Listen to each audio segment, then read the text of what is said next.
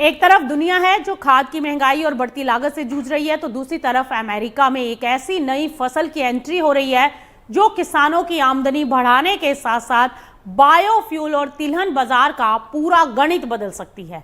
और यही वजह है कि इस खबर पर सिर्फ अमेरिकी किसान ही नहीं, सोयाबीन, सरसों, पाम ऑयल और बायोफ्यूल इंडस्ट्री से जुड़े खिलाड़ी भी अब नजर बनाए हुए हैं, क्योंकि कई बार बाजार को बदलने के लिए किसी नई तकनीक की नहीं, एक नई फसल की जरूरत होती है। अमेरिका में नई फसल को इस समय मंजूरी मिल गई है। अमेरिकी पर्यावरण संरक्षण एजेंसी यानी ईपीए ने कवर क्रैश से बनने वाले तेल को रिन्यूएबल फ्यूल स्टैंडर्ड यानी आरएफएस कार्यक्रम के तहत मान्यता दे दी है। सरल भाषा में इसको ऐसे कह सकते हैं कि अब को कवर क्रैश से निकला तेल अमेरिका में आधिकारिक तौर पर रिन्यूएबल फ्यूल बनाने के लिए इस्तेमाल किया जा सकेगा। ये मंजूरी इसलिए जरूरी है क्योंकि इससे बनने वाला रिन्यूएबल डीजल और सस्टेनेबल एविएशन फ्यूल अब D4 RIN क्रेडिट के लिए पात्र होगा। वही रिन्यूएबल नैप्था और एलपीजी को D5 रिन क्रेडिट मिल सकेगा। यानी कवर क्रैश अब सीधे अमेरिका की तेजी से बढ़ती बायोफ्यूल अर्थव्यवस्था का एक बड़ा हिस्सा बनने जा रहा है। आखिर ये कवर क्रैश है क्या? सबसे बड़ा सवाल, जिस फसल की इतनी चर्चा हो रही है वो आखिर है क्या? कवर क्रैश एक विंटर ऑयलसीड फसल है, लेकिन इसकी सबसे बड़ी खासियत इसका तेल नहीं बल्कि इसकी टाइमिंग है। इसे किसान उस समय उगा सकते हैं जब खेत आमतौर पर खाली पड़े रहते हैं, यानी मुख्य फसल की कटाई के बाद और अगली फसल की बुआई से पहले। मतलब वही खेत, वही जमीन, लेकिन एक अतिरिक्त फसल, और किसानों के लिए एक अतिरिक्त आय का स्रोत। एक खेत दो कमाई। कल्पना कीजिए, पहले किसान अपनी मुख्य फसल काटता है, उसके बाद खेत खाली छोड़ने के बजाय कवर क्रैश बो देता है। सर्दियों में फसल बढ़ती है, बसंत में कटाई होती है और फिर किसान अगली मुख्य फसल बो देता है, यानी बिना अतिरिक्त जमीन खरीदे उस खेती से अतिरिक्त उत्पादन। यही वजह है कि अमेरिकी कृषि जानकार इसे इन बिटवीन क्रॉप मॉडल का बड़ा उदाहरण मान रहे हैं। सिर्फ तेल नहीं, मिट्टी के लिए भी फायदेमंद है। ये कवर क्रैश का फायदा सिर्फ कमाई तक सीमित नहीं रहेगा। सर्दियों में खेतों को खाली छोड़ने के बजाय अब फसल का कवर बना रहने से मिट्टी का कटाव कम हो सकता है। नमी संरक्षण में इससे मदद मिलेगी और भूमि की क्वालिटी को बेहतर बनाए रखने में भी योगदान मिल सकता है। यानी ये आर्थिक और पर्यावरणीय दोनों दृष्टि से महत्वपूर्ण मानी जा रही है। अब आते हैं उस वजह पर जिसने कवर क्रैश को अचानक सुर्खियों में ला दिया। अमेरिका में रिन्यूएबल डीजल और सस्टेनेबल एविएशन फ्यूल की डिमांड लगातार तेजी से बढ़ रही है।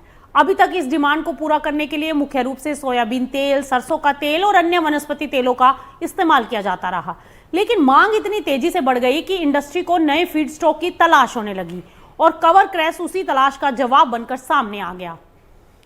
अब इसमें सवाल उठता है कि क्या सोयाबीन को इससे कोई नई चुनौती मिलेगी? यही वो सवाल है जिस पर बाजार की सबसे ज्यादा नजर है। अगर कवर क्रैश बड़े पैमाने पर सफल होती है तो अमेरिका को वनस्पति तेल की एक नई घरेलू सप्लाई मिल जाएगी, जिसका मतलब होगा कि बायोफ्यूल इंडस्ट्री को केवल सोयाबीन या सरसों पर निर्भर नहीं रहना पड़ेगा। हालांकि शुरुआती सालों में कवर क्रैश का उत्पादन सोयाबीन के मुकाबले काफी छोटा रहेगा, लेकिन यदि किसानों ने इसे तेजी से अपना लिया तो आने वाले सालों में ये तिलहन बाजार का एक बड़ा खिलाड़ी बन सकता है। और कंपनी की योजना 2027 की शुरुआत में कवर क्रैश की पहली कमर्शियल क्रशिंग शुरू करने की है। यानी अभी ये सिर्फ एक प्रयोग नहीं रह गया, ये धीरे धीरे एक वास्तविक व्यावसायिक मॉडल का रूप ले रहा है। इससे किसानों, ग्रेन हैंडलर्स, क्रशर्स, रिफाइनर्स और बायोफ्यूल कंपनियों के लिए एक नई सप्लाई चेन तैयार हो सकती है। अब इसका दुनिया पर क्या असर होगा? इसका असर सिर्फ क्योंकि अमेरिका तक नहीं रहेगा, ये हमें समझना होगा। दुनिया का तिलहन बाजार आज पहले से ही कहीं ज्यादा आपस में जुड़ चुका है। अगर अमेरिका को वनस्पति तेल की अतिरिक्त घरेलू सप्लाई मिलती है तो सोयाबीन तेल, सरसों तेल और दूसरे फीड स्टॉक की डिमांड का बैलेंस बदल सकता है, और जब मांग का संतुलन बदलता है तो कीमतों का गणित भी बदल ही जाता है। तो फिलहाल कवर क्रैश सिर्फ एक फसल नहीं है, बल्कि एक नए बिजनेस मॉडल, नई सप्लाई चेन और नए बाजार अवसर का नाम बनती जा रही है। एक ऐसी फसल जो किसानों को अतिरिक्त इनकम दे सकती है, बायोफ्यूल इंडस्ट्री को नया कच्चा माल दे सकती है और वैश्विक तिलहन बाजार को एक नया विकल्प दे सकती है। अब देखना होगा कि आने वाले सालों में कवर क्रैश वास्तव में सोयाबीन और सरसों के लिए चुनौती बनती है या फिर बढ़ती बायोफ्यूल डिमांड को पूरा करने वाला एक नया सहायक स्तंभ साबित होती है। लेकिन इतना तो तय है, अमेरिका के खेतों में बोया जा रहा ये नया बीज आने वाले समय में विदेशी तिलहन बाजार में बड़ी चर्चा का विषय बनने वाला है।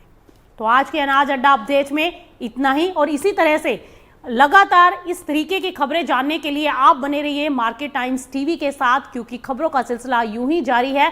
फिलहाल अनाज अड्डा के इस अपडेट में इतना ही।